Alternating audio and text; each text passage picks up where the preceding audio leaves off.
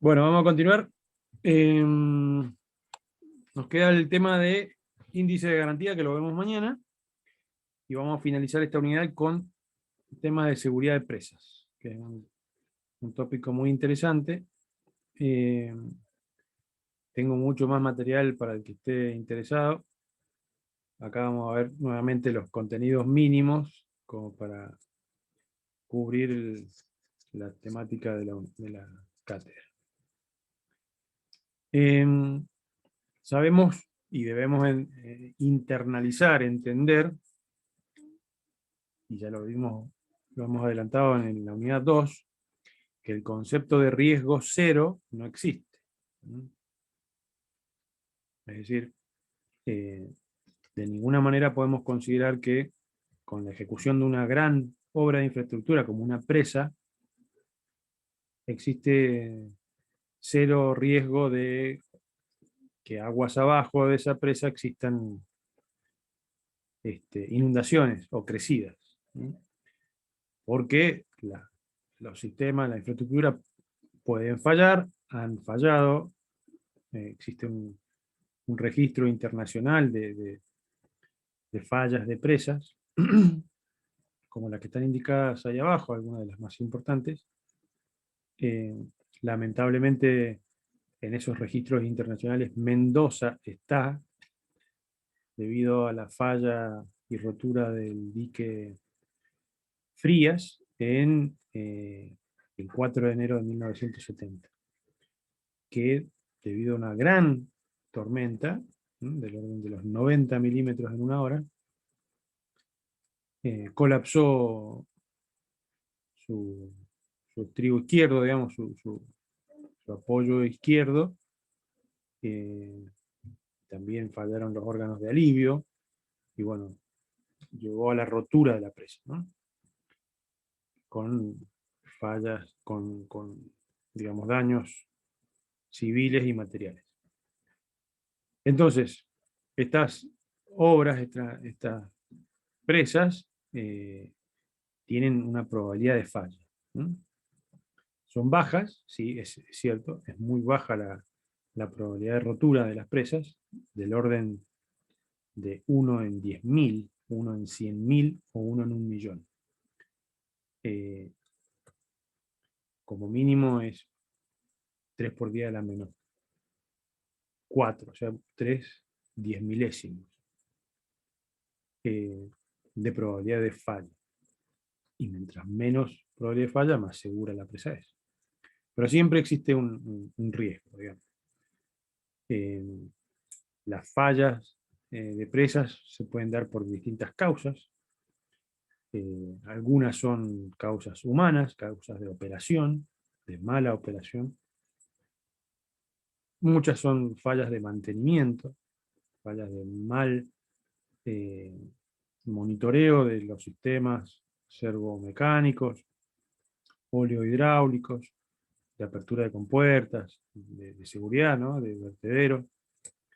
El órgano principal, lo vimos creo que en las clases anteriores, es el vertedero, digamos, es el que le da eh, el, el- el coeficiente de seguridad ante un evento extraordinario aguas arriba. Las presas se diseñan con una condición de diseño, es decir, con una crecida máxima probable. Esa crecida máxima probable también tiene su rango de incertidumbre, ¿no? Pero las crecidas máximas probables, como lo dice la palabra, eh, tienen una recurrencia eh, del orden de 10.000 años. Es decir, si yo tengo un registro de 100 años de caudales o de tormentas en esa cuenca donde se está poniendo la presa, existe una interpretación de del fenómeno natural, que es la relación lluvia-caudal o nieve-caudal, pero la estoy mirando con una ventana de 100 años. ¿Sí?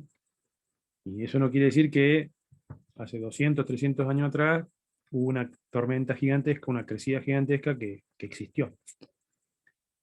Entonces, la estadística con la que puedo manejar, con estos 100 años de datos, me permite, de alguna manera, extrapolar una condición de 200 años, por ejemplo. Pero las crecidas máximas probables tienen un orden de magnitud mayor, hacen intervenir condiciones climáticas desfavorables, son condiciones eh, muy pesimistas, en tanto humedad atmosférica, temperatura, condiciones de vegetación, etc. Son todas las variables que intervienen de la peor manera para que todo eso genere una solicitación hidráulica extrema. ¿No? Y antes se hacía una analogía con un periodo de recurrencia cercano a los 10.000 años. Entonces se hablaba de la tormenta decamilenaria. Hoy en día se habla de valor esperado o máximo o límite o crecida máxima probable. De todas maneras, como les digo, las presas, o en general las obras hidráulicas, se diseñan para esta solicitación de diseño, para estas condiciones de diseño.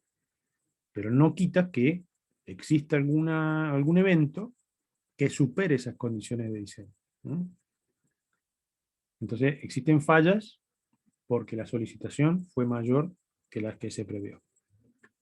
Existen fallas mecánicas por falta de mantenimiento de los órganos principales de evacuación, y existen fallas humanas, malas decisiones.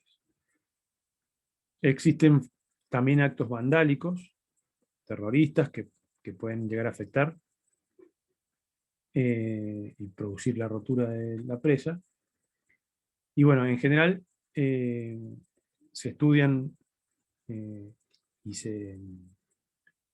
y quedan, digamos, grabadas en la historia y en estos registros las roturas de casi todas las presas. ¿No? Y acá vemos algunas en Francia, en Malpasset, en Austin. La Teton Dam es una de las presas, las roturas de presas más estudiadas, incluso con esta presa se generaron muchos ajustes de modelos matemáticos de cómo rompe una presa, ¿no? Porque fue muy estudiada en la rotura, durante la rotura. ¿No? Es muy difícil obtener imágenes o videos de roturas de presa, porque, bueno, hace muchos años, hoy en día ya están más monitoreadas en forma permanente. La última presa de relave de Brasil, que ocurrió el año pasado, o el año pasado, está totalmente filmada, y uno puede inclusive modelar la rotura de presa y comparar los resultados de la modelación numérica con la realidad. Entonces, esta presa de Teton Dam fue una de las primeras en las cuales se contaba con un registro grande de videos y fotos paso a paso de cómo fue rompiendo, para poder ajustar los modelos numéricos de rotura.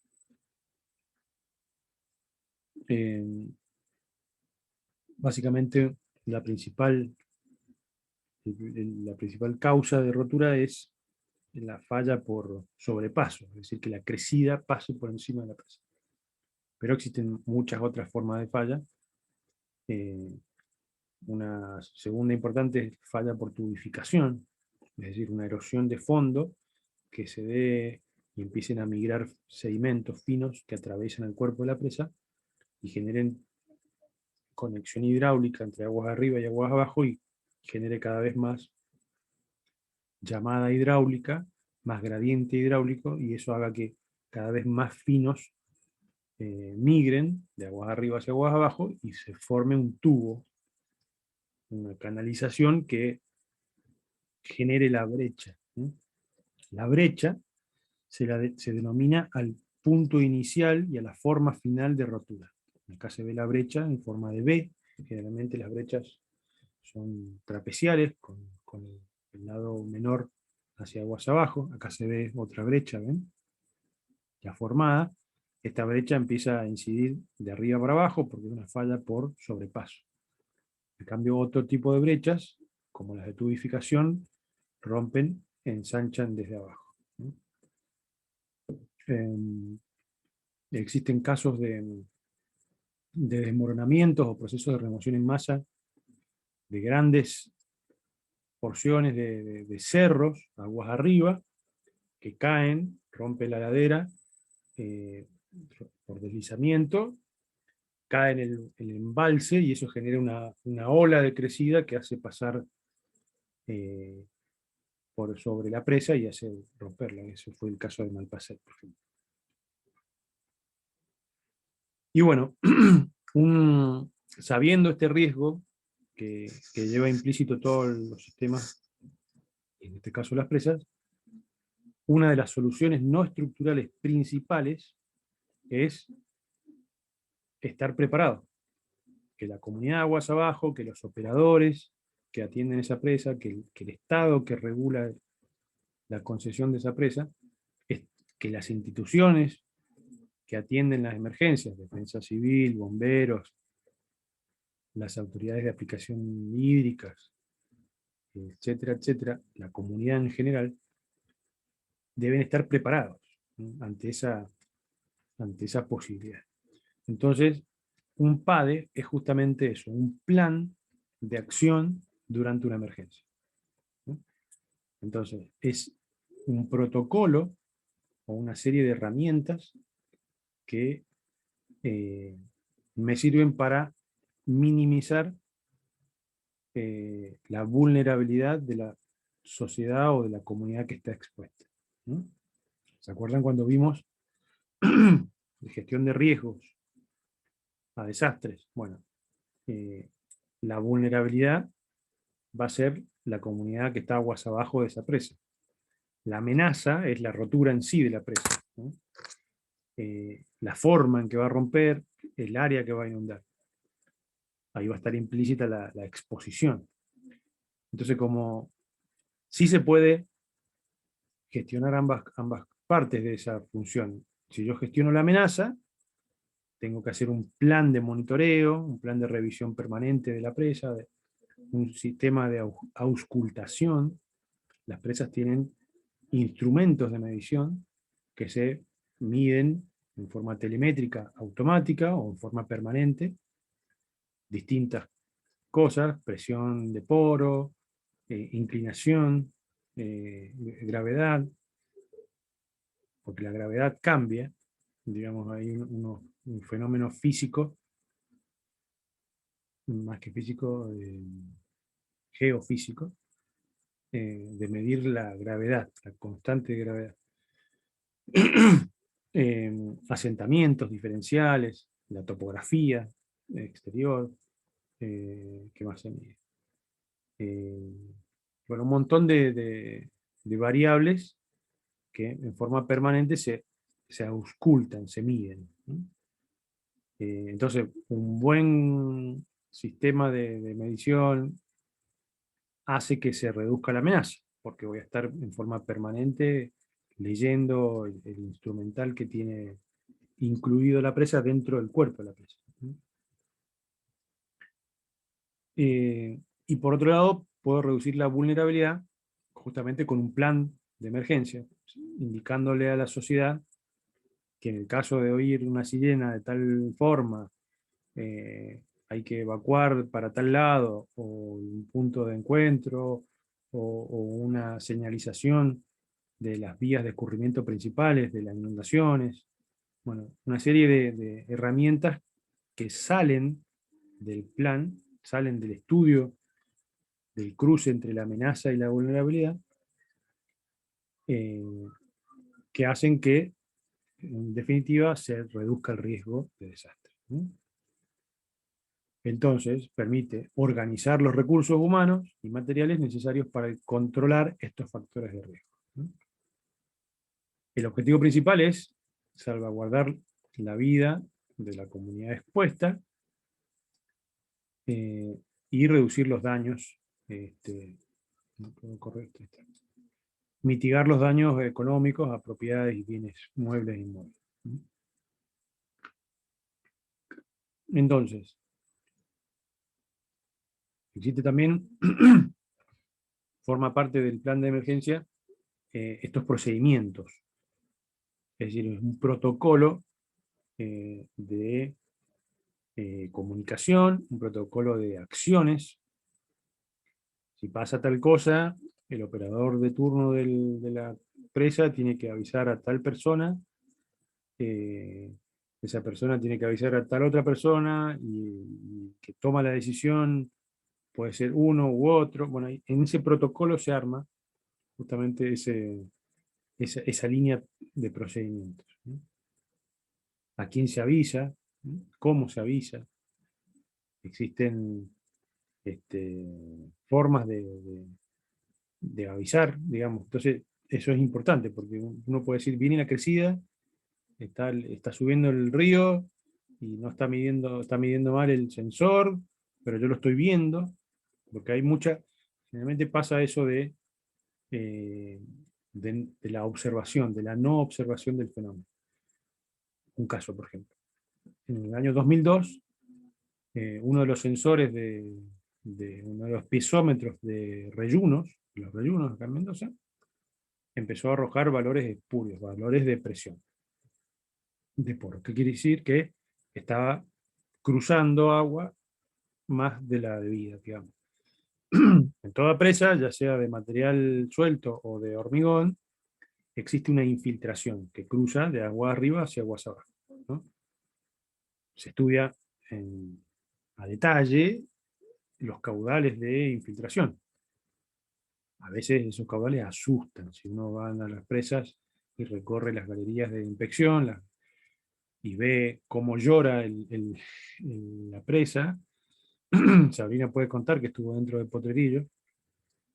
Yo he estado dentro de otras presas en Argentina, y aparte de la claustrofobia de saber que tenés 100 metros de agua arriba, y que está cruzando esa agua, y está canalizándose, y está saliendo de la presa de forma observada al menos.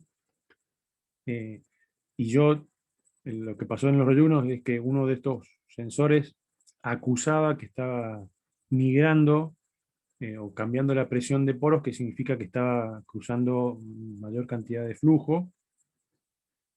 Eh, entonces se da en uno o dos instrumentos que empiezan a cometer esa falla, o a acusar esa falla, y se decide vaciar la presa.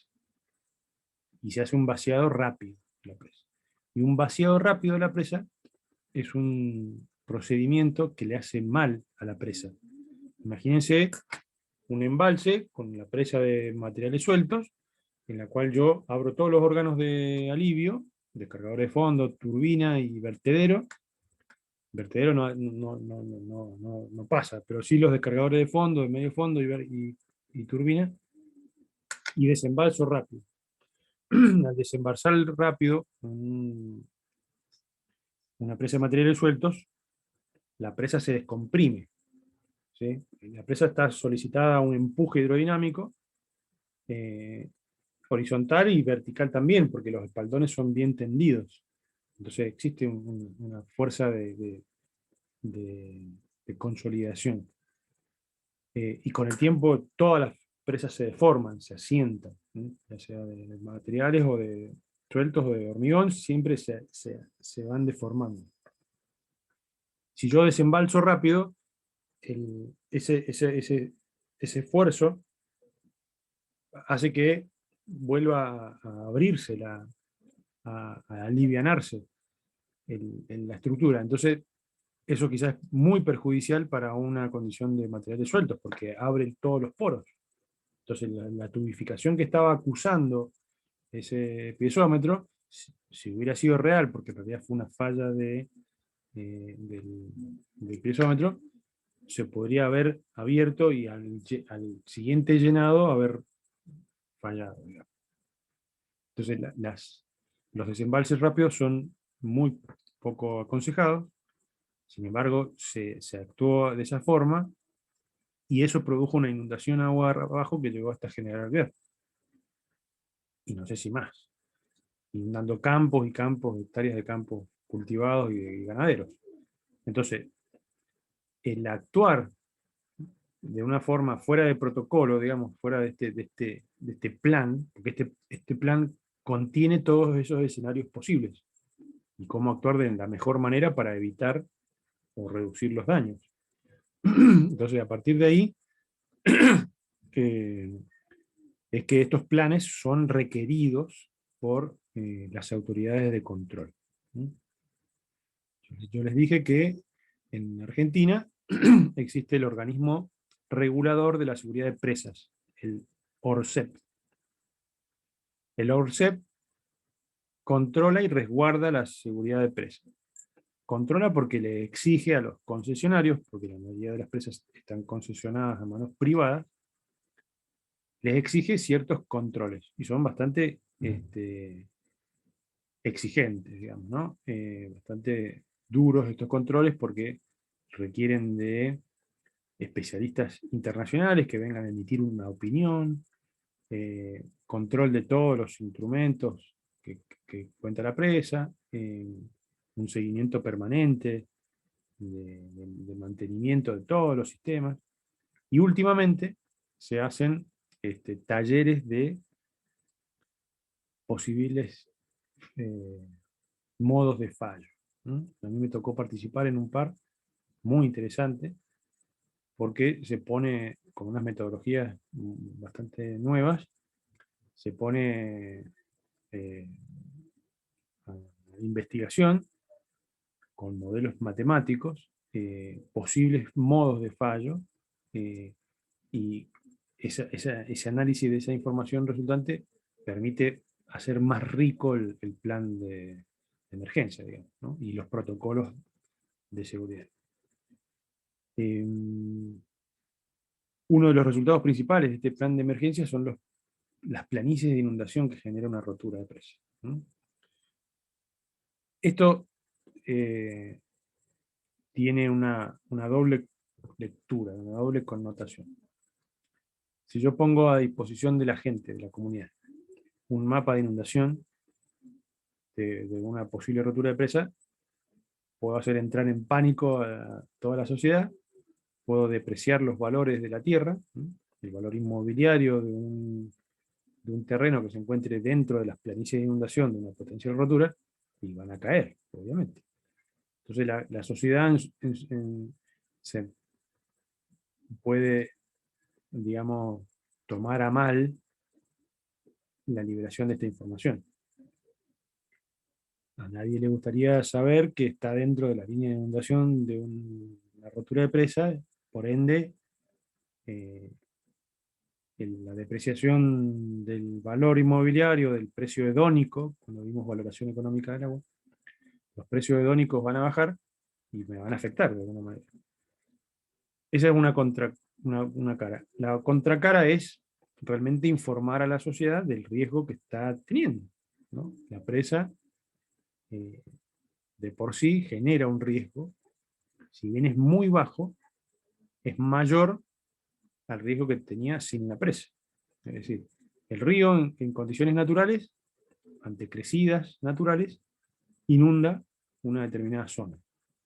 Generalmente las comunidades se acercan a los ríos, después el río se regula a través de esta presa y las inundaciones no vienen más. Pero están sometidos ahora a un nuevo riesgo con menor probabilidad de ocurrencia, con mucha menor probabilidad de ocurrencia, pero existe un riesgo mayor.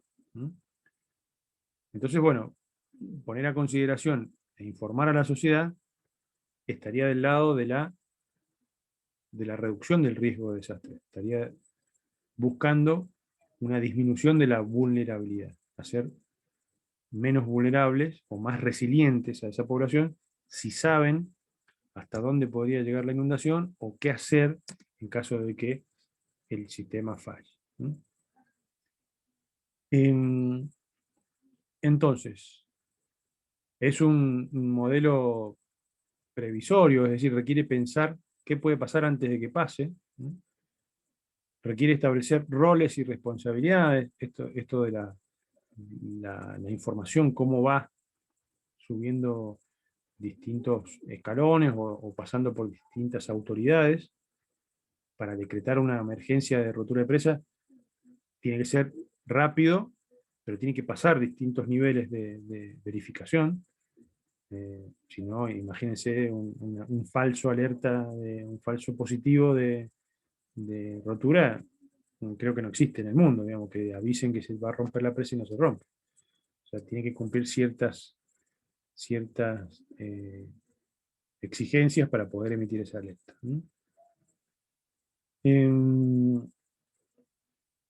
Y como acá está, por ejemplo, algunos casos que se pueden dar, pueden venir crecidas, las crecidas se consideran ordinarias y extraordinarias, entonces hay distintos niveles de operación de embalse, el nivel ordinario, el NAMO, y el nivel extraordinario, el NAME, o el NME. La presa tiene que tener capacidad este, para soportar una crecida extraordinaria.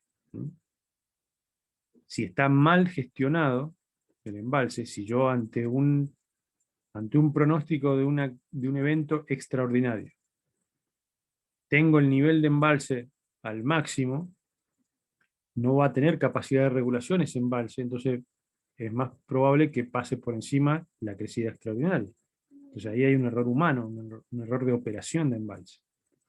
El embalse tiene de por sí una capacidad de regulación importantísima.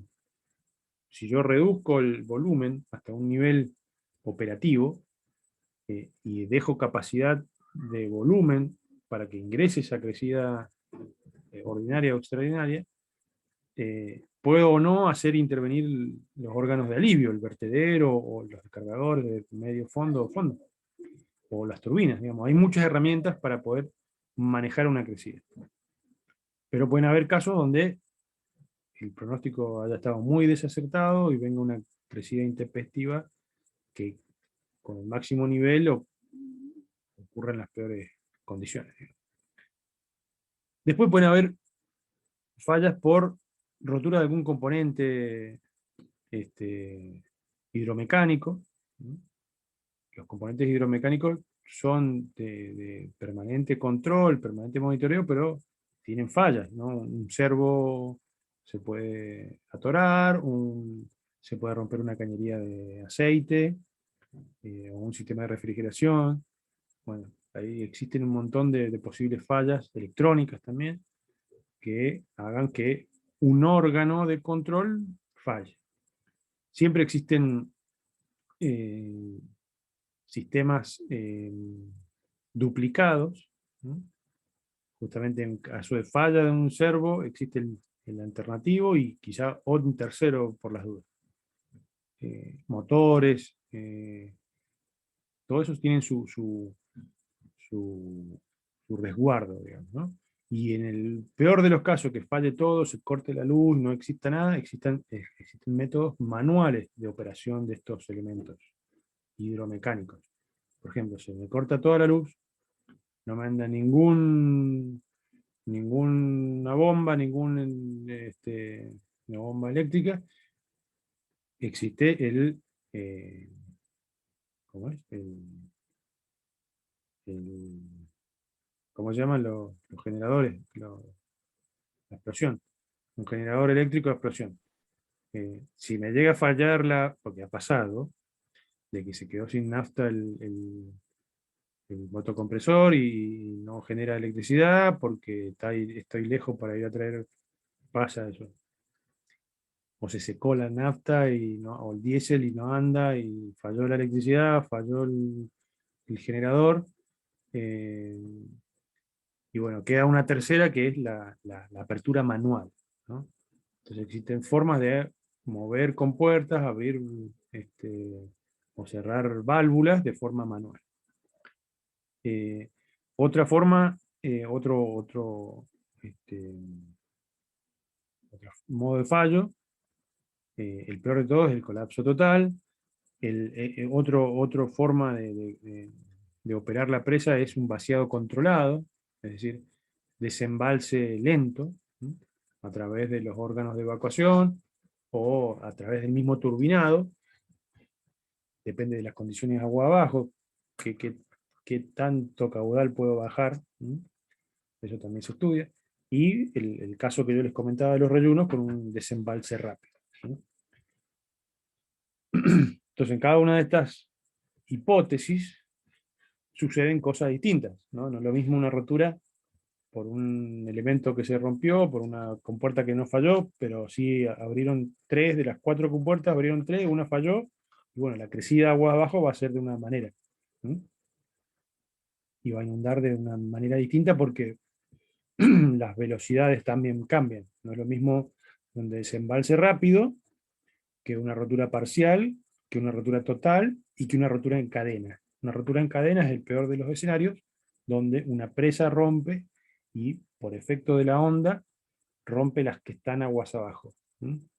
Rompe en cascada las presas. ¿Sí? Yo creo que no ha pasado en la historia, me parece no haber leído en ningún lado una rotura en cascada. Pero es el peor escenario de todo. Después existen distintas alertas. Alerta blanco es cuando se está desarrollando un evento potencialmente peligroso. Acá vemos una crecida pasando por sobre el coronamiento. ¿Sí? Fíjense que el vertedero está a máxima capacidad. Si el vertedero está fuera del cuerpo de la presa, ¿qué tipo de presa es esta?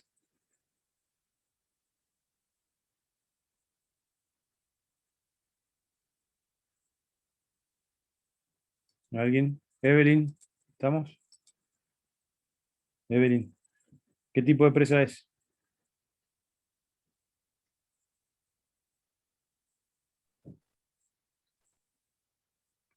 Profe, ¿puede repetir la pregunta? Que no la entendí bien. Bien, entonces existen diferentes niveles de alerta. La primera es un pronóstico, indicando que se viene Profe, una... perdón. ¿Sí? Perdón. No, que digo, ¿qué es lo que podríamos observar en el faldón? ¿Un agrietamiento? ¿O Claro, qué, claro. qué más?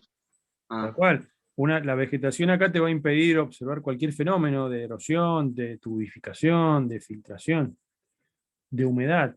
Si vos ves el espaldón de la mayoría de las presas nuevas que podemos cruzar hoy en día, está pelado, se ve completamente el talud agua abajo sin vegetación. Y una imagen aérea me va a permitir sacar una termografía, por ejemplo, o una imagen de humedad. Entonces, si yo tengo vegetación encima, no me va a permitir controlar, ¿sí?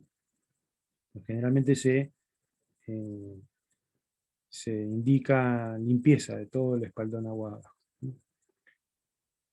Pasando, entonces seguimos de las alertas, tienen distintos niveles. La primera es un pronóstico de un evento que se puede venir. Una alerta amarilla es que ya se está desarrollando esa situación potencialmente peligrosa. Y una alerta roja ya, o naranja roja, ya es colapso parcial o total, ¿no? Ha ocurrido. Y existen diferentes protocolos en función de cómo se dé este árbol de problemas, digamos, ¿no? Eh, Puede ser una emergencia hídrica causada por crecidas aguas arriba que puedan venir, o puede ser una emergencia de fallo de algún elemento de evacuación, ¿no? Y en función de eso va a ir abriéndose esta rama eh, acá está, ¿ven? Esto, de protocolo, de cómo alertar, ¿no? La secuencia de comunicaciones va a indicar, por ejemplo, este es de la presa Cabra Corral, y va a indicar en función del tipo de emergencia quién es el que está observando esa anomalía, dar aviso a la base de comandos, y a través de comunicación interna llega la información al coordinador del plan de acción de emergencia, con nombre y apellido, fíjense, están los nombres. Eh, de ahí a un coordinador alterno, si es que este no está disponible. El ORCEP tiene que estar también, el organismo regulador de la seguridad de presa, Regional Norte, tiene que estar informado. defensa civil. En este caso existe un comité de cuenca, el Comité Interjurisdiccional del Río Juramento, también tiene que estar informado. Y fíjense todo lo que tiene que pasar de comunicación antes de apretar el botón rojo que dé el aviso. Una vez que está el aviso, se disparan los elementos disponibles o adecuados. Una alerta sonora, una alerta visual, un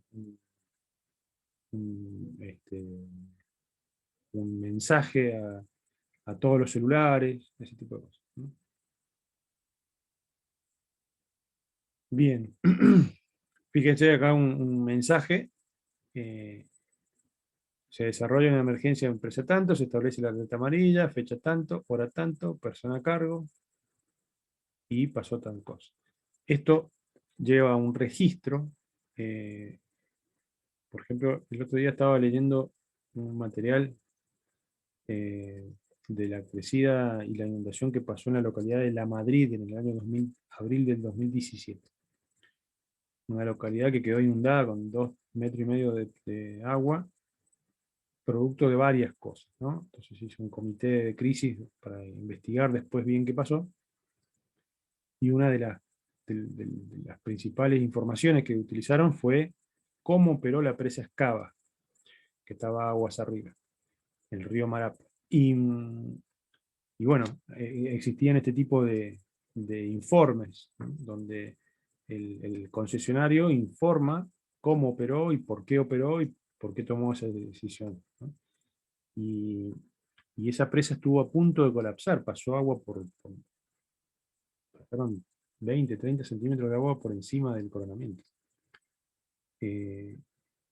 Si bien es una presa con un vertedero central, el cuerpo de presa, digamos, de materiales aligerados, eh, no estaba previsto que pasara sobre el coronamiento. No pasó por el vertedero, sino que desbordó el vertedero hacia el costado.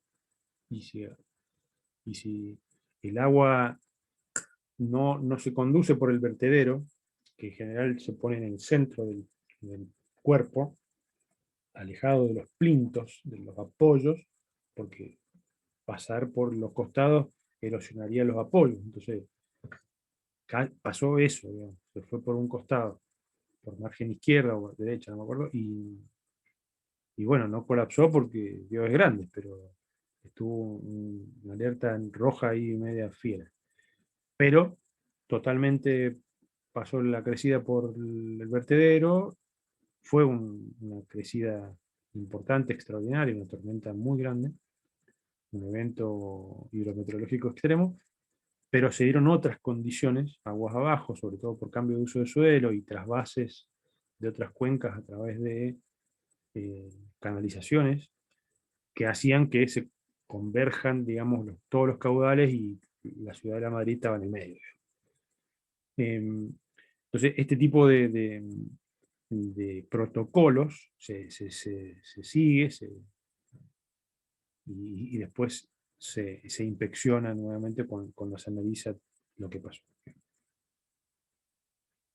Bueno, acá una serie de entradas de cómo salen las alertas, por ejemplo.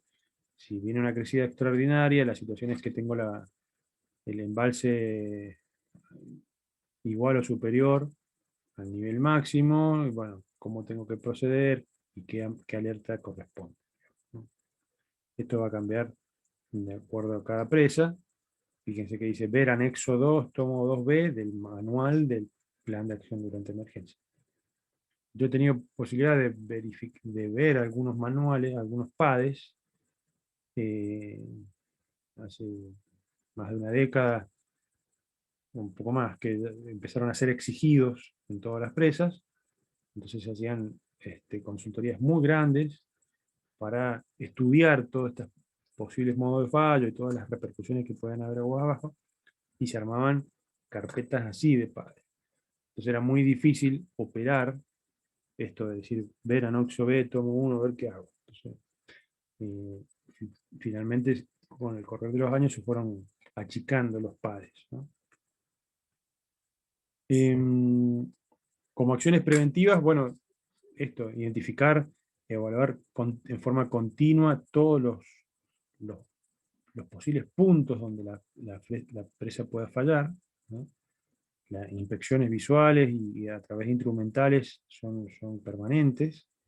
Existen ensayos que se hacen a las presas en función de la longevidad de las mismas, es decir, presas que son mayores a 30 años, son los periodos cada vez más cortos, semestrales o anuales, de inspecciones, ¿no? Una presa más nueva tiene inspecciones cada menor frecuencia, es decir, cada menos años.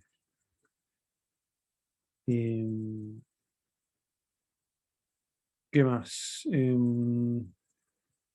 Esto se los comenté. Básicamente qué información se recaba dentro de un plan de emergencia, saber las vías de escape, cómo actuar, los lugares de reunión, definir los tiempos estimados. Esto es muy interesante. Yo participé en la elaboración de los datos principales de un PADE en el Carrizal. Analizamos numéricamente la potencial rotura de la presa y uno de los resultados que quería Defensa Civil era saber los tiempos de arribo de la onda de crecida, es decir, cuánto tiempo tiene el personal de emergencia o bomberos o Defensa Civil para actuar, para cerrar puentes, para cortar tránsito, para evacuar, ¿no? Entonces, es muy interesante ver eso, los tiempos de arribo de la onda, y no solamente eso, sino los tiempos o las velocidades de ascenso de la inundación.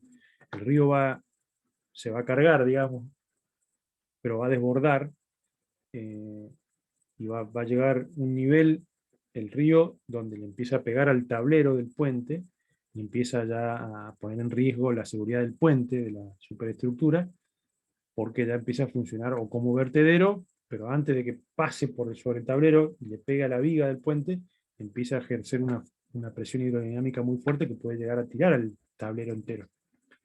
Entonces, el tiempo en el que llega al tablero es un valor importante, porque me va a permitir saber cuándo no puede pasar nadie más por el puente. Y otro tiempo interesante fue estudiar los desbordes del río y cómo empieza a subir la inundación. Es decir, la velocidad de ascenso de la inundación es un tema muy interesante también. Yo tuve oportunidad por primera vez de estudiar esos temas ahí y saber que sube 1 centímetro por segundo, 1 centímetro por minuto, 1 centímetro por hora, me da una idea de qué tan rápido va a ser esa inundación, si es una inundación lenta o rápida. Y me va a permitir eso, gestionar en la forma de evacuación. ¿Me escuchan bien? Sí, profe. ¿Se escucha? Bien. Hoy voy a cortar el video porque se está cortando.